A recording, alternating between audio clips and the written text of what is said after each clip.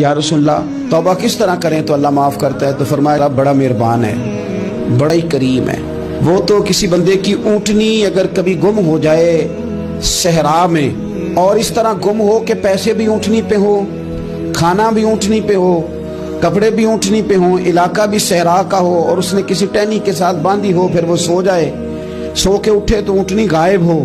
اب وہ اتنا پریشان ہو کہ آگے پیچھے دائیں بائیں دیکھا تو پتہ چلا کہ اونٹنی تو غائب ہو گئی، نہ کھانا ہے، نہ پیسے ہیں، نہ کپڑے ہیں، نہ سواری ہے، علاقہ صحرا کا ہے، پیدل جا بھی نہیں سکتا۔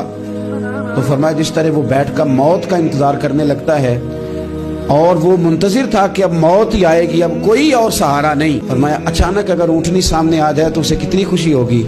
یا رسول اللہ اسے تو بڑی خوشی ہوگی۔ فرمایا جب رب کا بندہ توبہ کرتا ہے تو اللہ کو اس سے بھی بڑھ کر خوشی ہوتی ہے۔